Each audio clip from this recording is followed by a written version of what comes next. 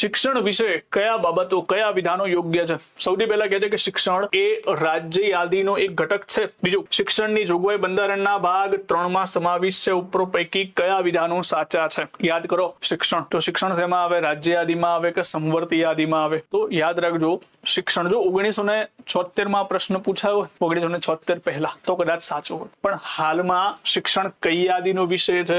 હાલમાં શિક્ષણ સંવર્તી યાદીનો વિષય છે. મેં 1976 કેમ કીધું?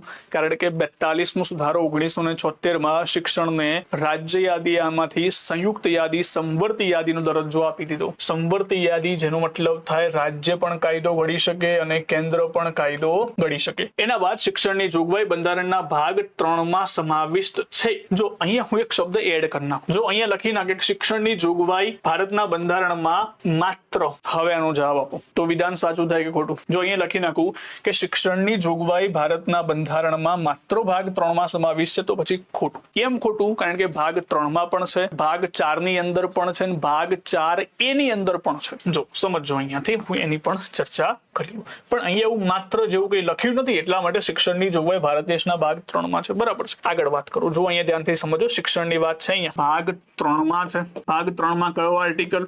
આર્ટિકલ 21A, જેમાં કયા બાળકો છે? તો કે 6 થી 14 વર્ષના બાળકોની વાત છે. બીજું છે ભાગ 4, જેમાં છે DPSP એટલે કે રાજ્ય નીતિના માર્ગદર્શક સિદ્ધાંત. એને આપણે અહીંયા કયા આર્ટિકલમાં છે? તો કે આર્ટિકલ 45 માં. એમાંથી કયાથી કયા વર્ષના બાળકો? તો કે 0 થી 6 વર્ષના બાળકો. એના પછી ભાગ 4A, જે મૂળભૂત ફરજ આર્ટિકલ પૂછાય તો કયો આર્ટિકલ? આર્ટિકલ 51A કે, અને એમાં કેટલા વર્ષના બાળકો? તો એમાં 6 થી 14 વર્ષના બાળકો.